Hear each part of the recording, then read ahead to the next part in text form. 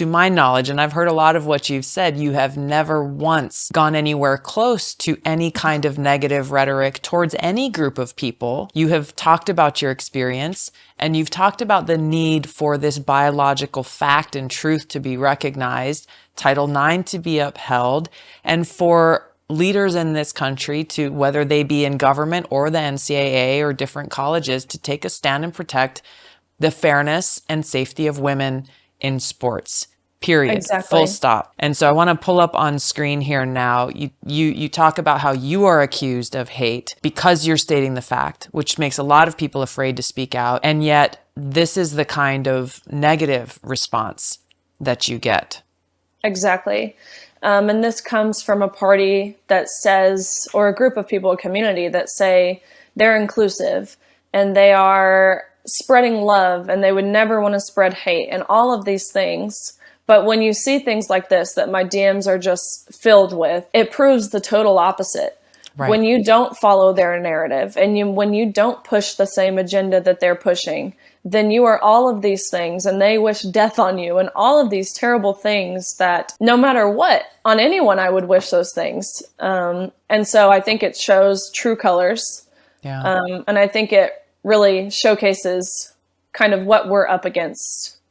Exactly. Yeah, there's some tough language there, Riley, but I don't know if you want to just read, because we've got people who are only listening and not able to see what these are. If you want to give people a sampling of the kinds of DMs and threats that you're getting. It's a little fuzzy on my end, so I can't see it that well. Okay, well, I will read it then. I'm not going to read every word of these because the language is so terrible that it's not appropriate for people of all ages, but I will read some of this just to let those who are listening and not able to see this on screen what you're dealing with and what others are dealing with who are speaking out on this. This is coming from Jules. Transphobic bitch. Just admit you fucking suck at swimming and need something else to blame it on besides the fact that you're just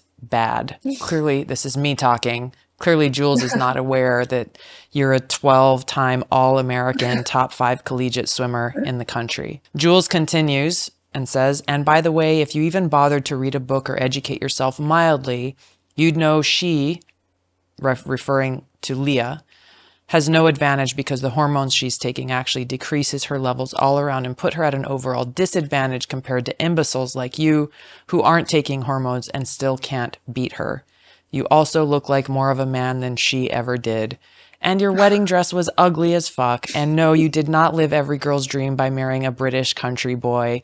1, that's cringe. And 2, it's embarrassing that you just graduated college and got married. The thing is, when this person comes at me and says something like this, saying that Leah is at a disadvantage compared to the females, like what in the world? It goes right over my head. Tell people why in your experience in this situation, that's a false statement. Well, if we're just looking at the facts, because that's what I've liked to do throughout this whole process. On paper, when Leah was on the men's team, Leah was ranked in the 500s as a male, which is nowhere near even qualifying for the national championships. The NCAA level meet only accepts about the top 30. But that next year, as a female, Leah is the fastest female in the country by seconds, which in swimming, seconds is a lot. This is something measured down to the 100th of a second.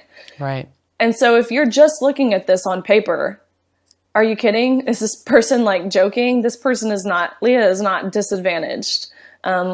Even with the testosterone suppression that Leah had been taking for not even a full year, the levels that were set in place for testosterone were not computable with what women really have.